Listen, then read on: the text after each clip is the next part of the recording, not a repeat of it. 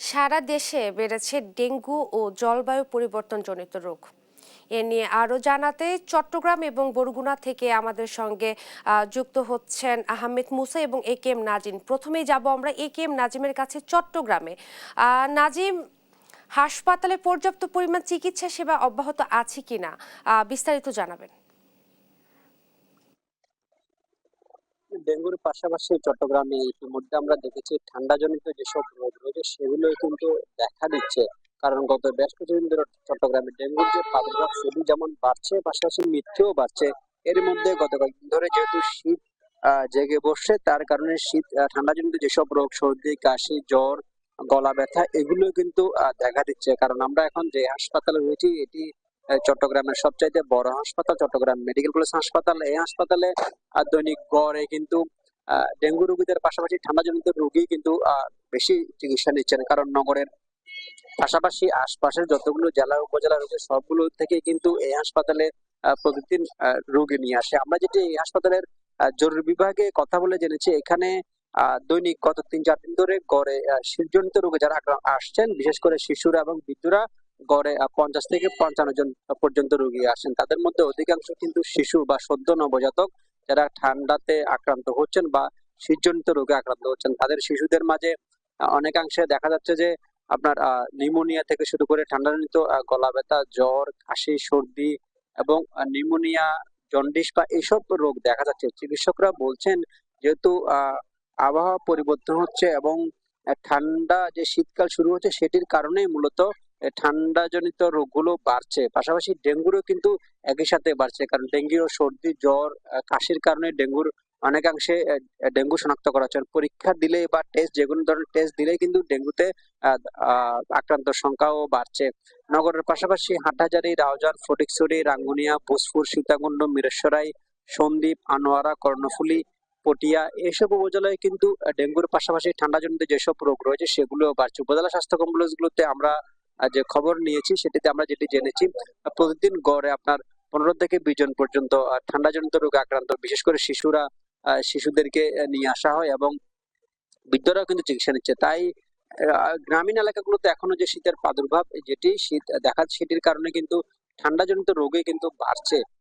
বেশি আসলে কাহিল অবস্থা যারা নবজাতক রয়েছে, সদ্য নবজাতক বা 8-10 মাসের শিশু, এরাই কিন্তু বেশি আক্রান্ত হচ্ছেন। এবং অনিরাপদ ভাবে অপরিষ্কার খাবার পরিবেশনের কারণে অন্যান্য রোগগুলো দেখা দিচ্ছে বলে চিকিৎসকরা জানিয়েছেন। এবং ডেঙ্গুতে যারা আক্রান্ত হচ্ছে তারা অধিকাংশ কিন্তু আহ, বয়স্ক এবং যাদের বয়স 25 থেকে 30-এর মধ্যে। কারণ আমরা এখানে দেখেছি গতকালে কিন্তু এই হাসপাতালে ডেঙ্গুতে আক্রান্ত হয়ে একজন নিহত হয়েছেন। তার আগেও পরপর আপনার 2 জন করে 4 দিনে 6 জন নিহত হয়েছেন বলে হাসপাতালের পক্ষ থেকে জানানো হয়েছে। পাশাপাশি জেলা সিভিল সার্জন কার্যালয়ের যে একটি তালিকা দেওয়া হয় প্রতিদিন ডেঙ্গু 24 ঘন্টা যে তালিকা দেওয়া হয় ডেঙ্গু আক্রান্তের, সেই তালিকায় কিন্তু এটি স্পষ্ট হচ্ছে। ডেঙ্গু রোগীদের জন্য ইতিমধ্যে হাসপাতালে একটি আলাদা ওয়ার্ড করা হয়েছে, যে ওয়ার্ডে শুধুমাত্র ডেঙ্গুতে যারা আক্রান্ত হচ্ছেন তাদেরকে চিকিৎসা দেওয়া হচ্ছে। পাশাপাশি হাসপাতালের অন্যান্য যেসব ওয়ার্ড রয়েছে সবগুলো ওয়ার্ডে কিন্তু আলাদাভাবে ডেঙ্গুদের চিকিৎসা দেওয়া হচ্ছে। এবং এখানে আলাদা টিম করা হচ্ছে, যে চিকিৎসকদের যে টিম রয়েছে সেই টিম শুধুমাত্র ডেঙ্গু আক্রান্ত রোগীদেরকেই কিন্তু চিকিৎসা দিচ্ছেন। পাশাপাশি ঠান্ডাজনিত যেসব রোগ বাড়ছে সেটির জন্য আমরা হাসপাতালের কর্তৃপক্ষের সাথে কথা বলেছিলাম। তারা যেটি আমাদেরকে বলেছেন, যেহেতু ঠান্ডাজনিত রোগ বাড়ছে সেই জন্য তারা আলাদা চিন্তা ভাবনা করছেন যে শিশু থেকে বৃদ্ধ থেকে শুরু করে যারা ঠান্ডাজনিত রোগে আক্রান্ত হচ্ছেন তাদেরকে দ্রুত চিকিৎসা দেওয়ার জন্য তারা বিশেষ ব্যবস্থা নিবেন। এবং সিভিল সার্জন কার্যালয় থেকে এই ধরনের পদক্ষেপ নেওয়া হতে পারে বলে আমরা সিভিল সার্জন কার্যালয়ের পক্ষ থেকে জেনেছি। এবং তারা যেমনটি বলেছেন, যেহেতু সামনে শীতের বাড়ছে এবং শীতের কারণে যে রোগগুলো দেখা দিচ্ছে সেগুলোর কারণে তাদের যে আগাম প্রস্তুতি সেটির জন্য তারা ইতিমধ্যে নির্দেশনা দেওয়া শুরু করেছেন। এবং উপজেলা পর্যায়ে যেসব হাসপাতাল রয়েছে সবগুলো হাসপাতালে কিন্তু আপনার এই ঠান্ডাজনিত রোগের কারণে আলাদা যে প্রস্তুতি নেওয়া দরকার সেটিও নিচ্ছে বলে আমরা জানতে পেরেছি। আরেকটি বিষয় বলে রাখি, ডেঙ্গুতে যে মশক নিধন কার্যক্রম সেটির জন্য সিটি কর্পোরেশনের পক্ষ থেকে প্রতিদিনই বিভিন্ন ধরনের প্রোগ্রাম চালু রেখেছেন। কারণ সিটি কর্পোরেশনের সদ্য মেয়র ডক্টর সাদাত হোসেন চৌধুরী, তিনি মেয়র পদে বসার পরেই কিন্তু নগরীর যতগুলো উন্মুক্ত অবস্থায় পড়েছিল খাল, নালা, নর্দমা বা ময়লা আবর্জনার স্তূপ, তিনি প্রতিদিন ডোর টু ডোর মানে সকাল থেকে বিকাল এমনকি রাত পর্যন্ত মেয়র নিজে পরিদর্শন করে আবর্জনাগুলো পরিষ্কার করছেন এবং যেসব জায়গাগুলো থেকে অ্যাসিড মশা উৎপাদন হয় বা যেখান থেকে মশা উৎপাদনের সম্ভাবনা বেশি এসব জায়গাগুলোতে ওষুধ ছিটানো থেকে শুরু করে যতটুকু কার্যক্রম করা দরকার সেটি সিটি কর্পোরেশনের পক্ষ থেকে করা হচ্ছে এবং মেয়র এমনটি বলেছেন এখন যেসব ওষুধ ছিটানো হচ্ছে সেসব ওষুধ যদি কার্যকর না হয় তাহলে উন্নত বিশ্ব থেকে বা বিশেষজ্ঞ চিকিৎসকদের পরামর্শ অনুযায়ী বা গবেষকদের পরামর্শ অনুযায়ী তারা উন্নত ঔষধ আমদানি করে কিন্তু মশা নিধন কার্যক্রম আরো জোরদার করবেন। তবে চিকিৎসকরা যেটি আমাদেরকে বলেছেন, তারা যেটি বারবার বলছেন, ডেঙ্গুতে আক্রান্তর ক্ষেত্রে ঘরে বাইরে বা যেখানে থাকে যেন মশা থেকে দূরে থাকতে হবে এবং মশাবাহিত রোগ হয় এইসব খাবারও পরিত্যাগ করতে হবে।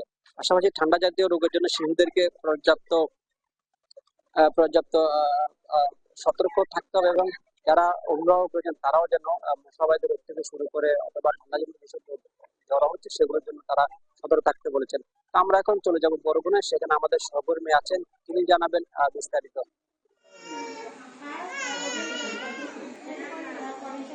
অসংখ্য ধন্যবাদ নাজিম। আপনি যেমনটা জানাচ্ছিলেন যে আসলে ডেঙ্গুর প্রাদুর্ভাব কিছুটা কমেছে, এদিকে কিন্তু ঠান্ডাজনিত শিশু রোগীর সংখ্যা কিন্তু খুব বেড়ে চলছে এবং আমরা সদর হাসপাতালে দেখেছি এবং তিল ধরার ঠাঁই নেই এবং ফ্লোরেও কিন্তু শিশু রোগীদের তাদের মা কিন্তু এখানে চিকিৎসা নিচ্ছেন এবং বিভিন্ন সমস্যায় কিন্তু হসপিটাল জর্জরিত এবং শিশু রোগীদের চিকিৎসা পেতে কিন্তু তাদেরকে সমস্যা হচ্ছে। আমরা রোগীদের সাথে কথা বলেছি, তারা যেমনটা জানিয়েছে যে এখানে নেবুলাইজার মেশিন থেকে শুরু করে ডাক্তার সংকটের কারণে কিন্তু বিভিন্নভাবে কিন্তু তাদের চিকিৎসা পেতে ব্যাহত হচ্ছে, তাদের চিকিৎসা পেতে। আমরা একজন রোগীর স্বজনের সাথে কথা বলবো, আসলে কি ধরনের চিকিৎসা এখানে সমস্যা হচ্ছে এবং কি কি সমস্যা আপনারা ভুগতেছেন এখানে? আমরা হচ্ছে যে আমার বাচ্চা নিউমোনিয়া হচ্ছে, রেবুলেশন মেশিন হচ্ছে একটা, আমরা যাইয়া দাঁড়াই থাকতে হয়, সিরিয়াল বাই সিরিয়াল দিতে হয়, আমার 4-6 ঘন্টা পর পর একটা গ্যাস নিতে হয়। সেই জায়গায় আমাদের লাগছে যে 4 ঘন্টার জায়গায় 7 ঘন্টা 8 ঘন্টা দাঁড়াই থাকতে হয়। এটা কাজে লাগায় পরে আমরা সেবা পেতে আমাদের সমস্যা হচ্ছে।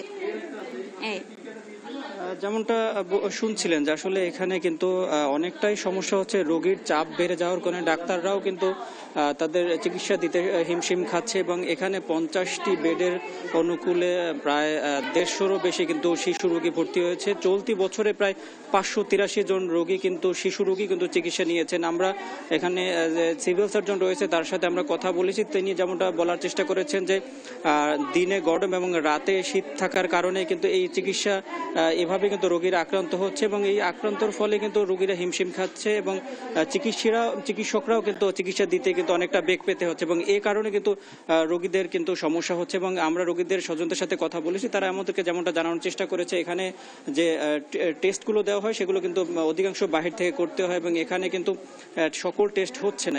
এটি হচ্ছে রোগীদের স্বজনদের একদম বড় ধরনের বিড়ম্বনা এবং সকল ওষুধ সরবরাহ এখান থেকে হচ্ছে না এবং এই সর্বোপরি ডেঙ্গুর প্রাদুর্ভাবটা কমে এখন শিশু রোগী এবং নিউমোনিয়া ঠান্ডাজনিত রোগে এবং আক্রান্ত হচ্ছে, যে কারণে কিন্তু রোগীর সংখ্যা বাড়ছে। শুধুই সদর হসপিটাল না এবং বরগুনার যে অন্যান্য উপজেলা রয়েছে সেই অন্যান্য উপজেলার যে হসপিটালগুলো রয়েছে সেই হসপিটালগুলোতেও কিন্তু একই চিত্র। এই ছিল বরগুনা থেকে আমার কাছে সর্বশেষ। আপনাদের দুইজনকে অসংখ্য ধন্যবাদ। চট্টগ্রাম এবং বরগুনা থেকে ডেঙ্গু এবং জলবায়ু পরিবর্তনের কারণে মানুষজন নানা রোগে আক্রান্ত হচ্ছে এবং ভোগান্তি পোহাচ্ছে, এই ব্যাপারে বিস্তারিত বলছিলেন সহকর্মী কেম নাজিম এবং রিয়াজ আহমেদ মুসা।